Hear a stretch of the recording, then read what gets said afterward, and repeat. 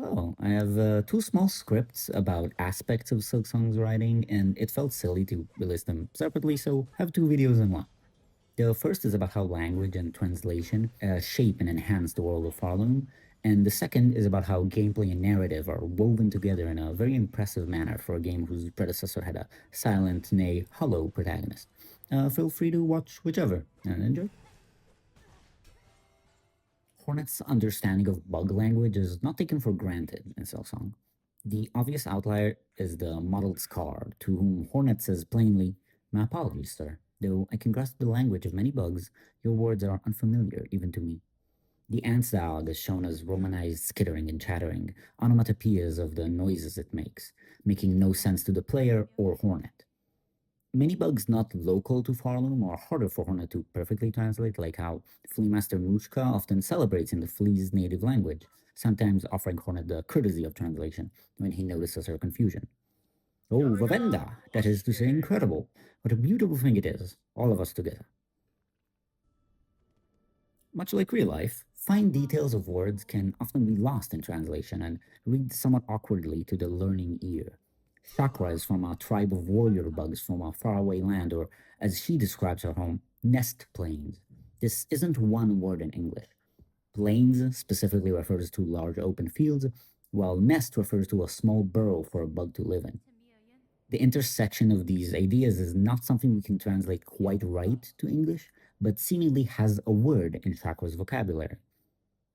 Chakra's tribe also has a naming scheme around combat and weapon mastery, as Chakra confines in Hornet her name, Chakra wielding rings.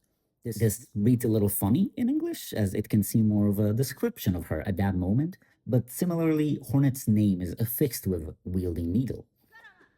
It seems these words and idioms that Hornet can't cleanly describe are those that show a difference in her and Chakra's culture.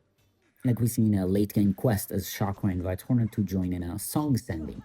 Not quite eulogy, but not quite celebration. Another curious NPC to not cleanly be put to English words is the 12th Architect, who speaks in many compound words. "In it, I see my predecessor's talent, immense, now lost forgotten. I could never create copy a work so fine. Such behavior my line would have believed improbable, impossible." These robotic bugs are mechanical artisans themselves. They have finer words for things between unlikely and unthinkable. A gleaming order, clockwork sentinels, so impressive majestic. In function, they were charged bound to the highest holy duty. "I am an architect, only an architect. To build automate is not choice, it is our nature directive cage." Even more than this is language, this is lore. There are core parts of communication and thinking to the architects which require a single word embodying nature, their instinct, directive, their goal, and cage, their doom. The architects are a very smart yet subservient clave of Bugs robots. A lot of their unique language that is new to Hornet revolves melancholically around the sad nature they live and die for. Impressive industrious, sudden certain, mind vault. Even the smaller turns of phrase that seem to not read cleanly to Hornet have this tinge of sadness to them. I'm reminded of the classic example from Folding Ideas video about the limits of language. Or you might get unlucky and there's a perfect word like the Japanese boketo, which is the act of staring vacantly into the distance, but it doesn't quite fit English grammar. He was boketoing? He was boketo? I'm just going to stand here and boketo. I think it's fair to imagine many words in the architect's language are about bukketoing. I really enjoyed this aspect of Silsong. I think manufacturing this kind of thing, this lost via translation of oddities in speech, make for a realness that adds even more depth and character to the vast world of Silksong. Farloom, more than just being a world with characters, is part of a bigger world itself. We're only seeing a portion. We are one of many traveling through the slice of a grander universe. Hornet is a player character with goals and motivations. Very notably, a voice. Team Cherry didn't take this change for granted and didn't let themselves fall into tropes with this change from their prior game. A lot of effort went into shaping Silksong and the ways the player interacts with its world around Hornet's strong will and personal history, as well as her curiosity and sense of empathy. The first moment where this really struck me was when, very early on in the game, I heard a strange laughter right after busting through a new obstacle. Following the sound, I ran into the Master Druid, who bemoaned my intrusion, and Hornet, promptly apologizing, says the following: I meant no intrusion, Druid. The sound of your laughter drew me to investigate. And this is true. Me and Hornet came here for the same reason. It felt like the game read my mind. Of course, this was a trick. Team Cherry put the laughter there for it to prompt investigation, but it worked. A comment I've heard from critiques of open world games over the years is the somewhat comical dissonance between the main quest, say, defeat Ganon, and doing side quests like finding missing horses and trinkets.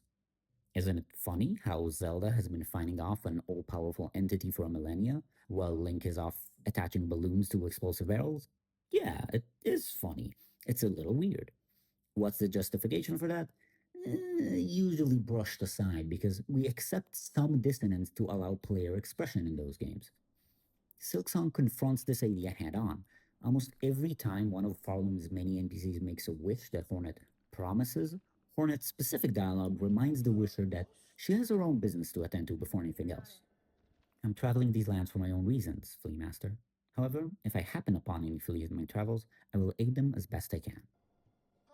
Hornet isn't quick to vow alliance and promise success to anyone. She's polite and clear about the fact that she might be too busy to help with matters that others find gravely important. I shall check the wall tip. If your wish aligns with my journey, I may track him down. A point of tension is when Hornet disagrees with the player or surprises them with something they might not have expected, usually serving as a moment to learn more about her. The classic example is the one at Farlum's edges, like the Blasted Steppes. I cannot yet leave this land. Until I slay its source, this kingdom's hunger for me will never abate. This isn't only present in writing. The slab escape sequence remains my favorite part of my first playthrough, with multiple shocking moments about Hornet throughout, like ripping a bug's husk off to use as a makeshift map, and snapping the Wardenfly's neck. Unexpected moments like that give Hornet much more of a presence than the knight ever had reason to show. I think the most beautiful moments of writing in the game are in the way Act 3 is brought on. Mechanically, the quest that allows the alternate ending, Silk and Soul, will only be available after Hornet completed enough quests helping the various denizens of Farloon.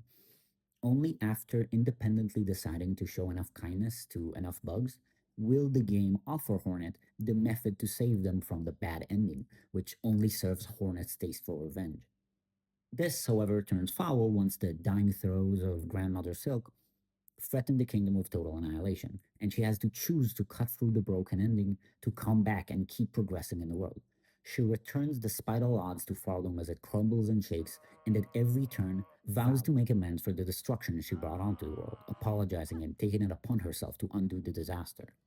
Narratively, this has to happen only to the Hornet and the player who fell in love with Falloon, who spent their time and focus not on Hornet's main quest for revenge, but spent their time exploring the caves, mines, forests, and tunnels of a land not just filled with threats, but with smiling faces and hopeful wishmakers.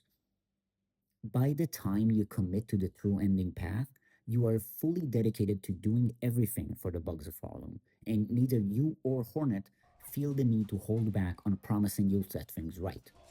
Story shapes gameplay, and gameplay shapes story. Your actions and Hornets fit together in lockstep, and despite this character having her own personality and desires, at no point does it feel like you aren't the one in control of what happens. This is very intentional writing of a player character, and it is executed brilliantly.